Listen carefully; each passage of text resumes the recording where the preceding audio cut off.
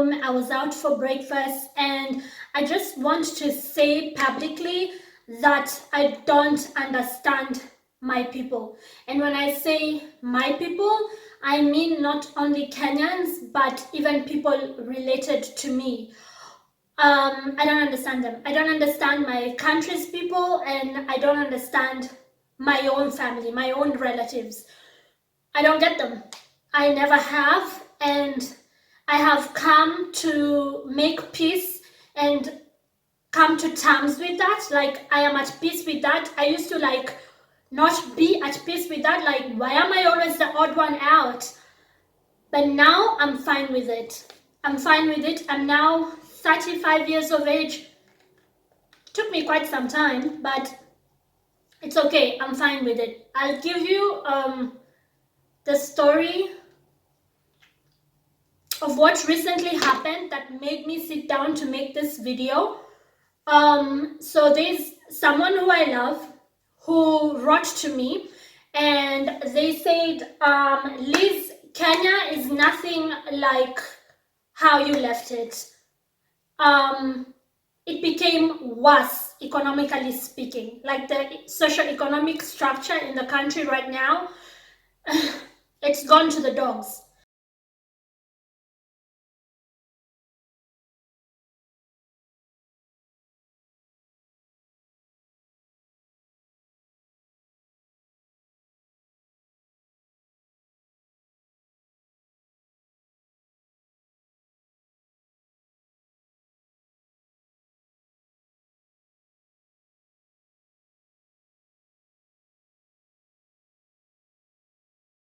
That with our recent president, I'm recording this in 2024, he is looting everything. Like, public servants have decided to be professional thieves. They are not hiding it anymore. There are no consequences. And she was like, I need to get out of this country. I made that decision about 5 years ago. She's making that decision now because she sees no hope, no future. As much as she's educated, she's like someone who's been to university, she does not see herself having any sort of meaningful future at home. Kenya.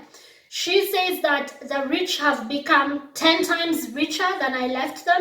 Like, they have become so much richer while the middle class is disappearing, right?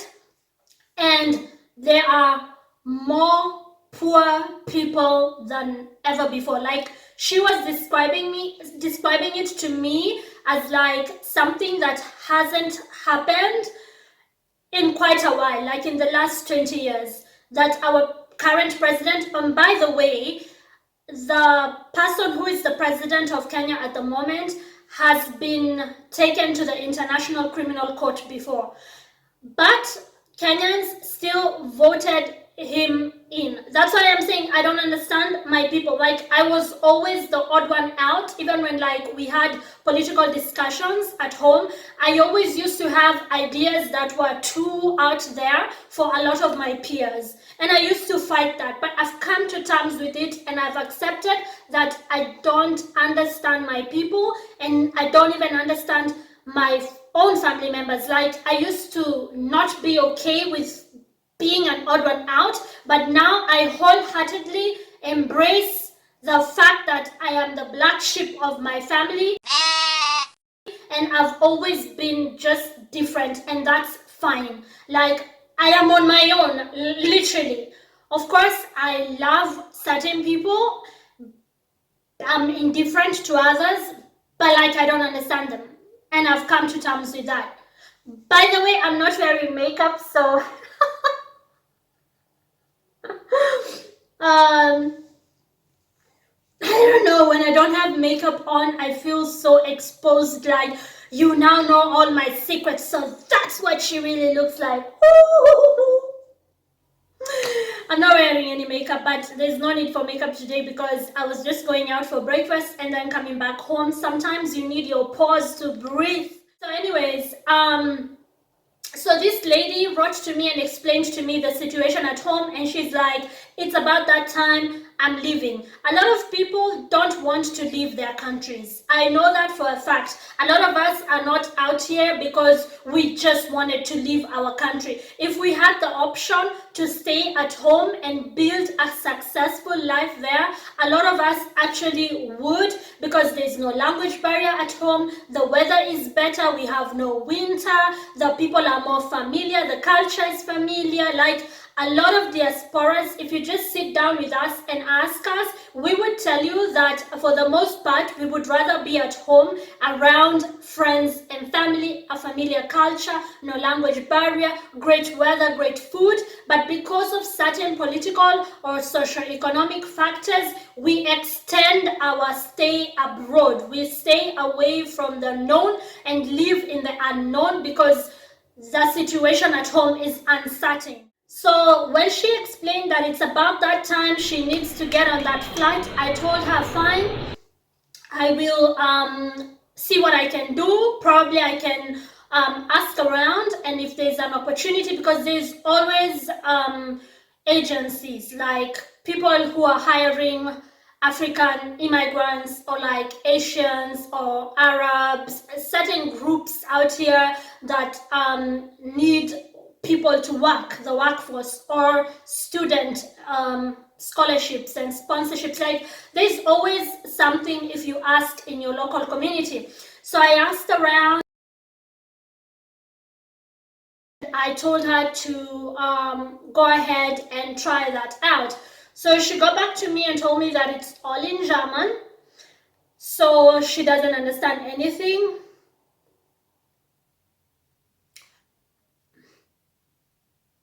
I told her we live in a time where there's Google, which is a free search engine. I mean, all you need, it's not really free. All you need is internet.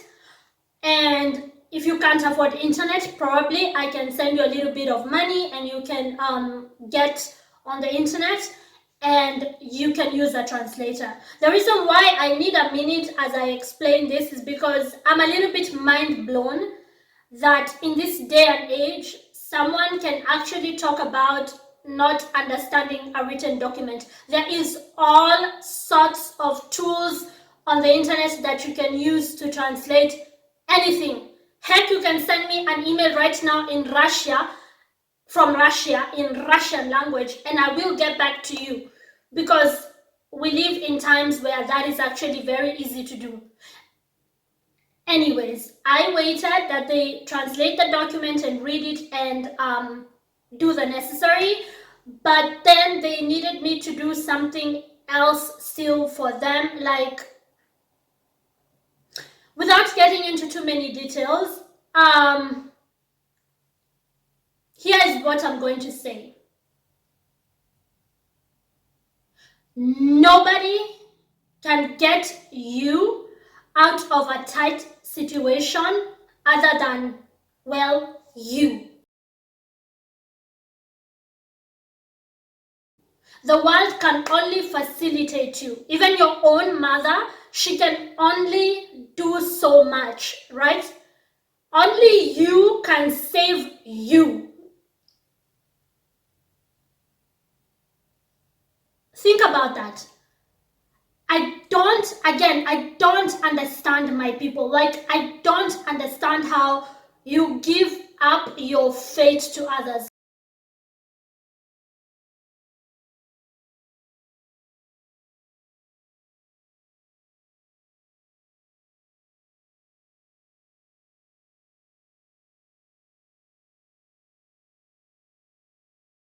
I don't understand. You give your, like, I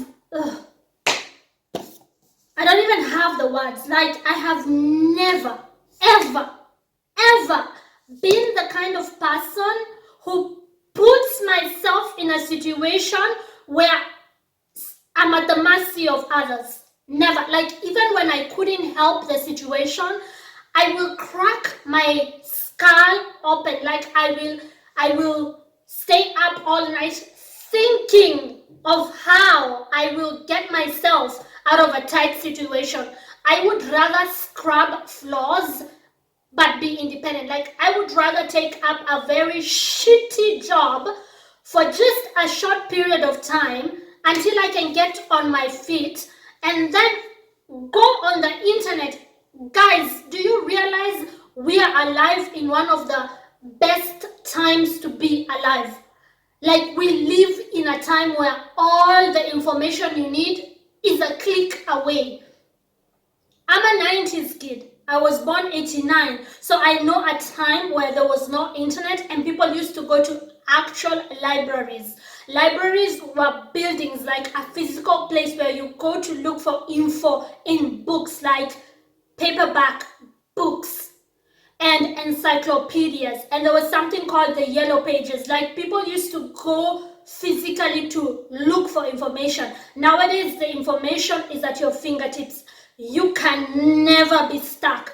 You can never be that stuck. Like again, I have accepted that I am a black sheep and that I've always thought differently, and I'm at peace with that. I want to put this out there publicly. I don't understand my country's people. I don't understand my own blood relatives. I don't understand people I was around for the longest time of my life. I always was just too out there for a lot of people, and I have come to terms with it, and I have accepted it as, I guess, my fate.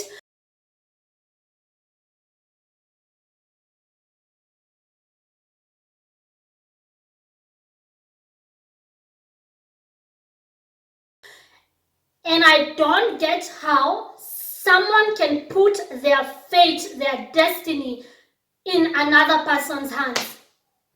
I don't get it.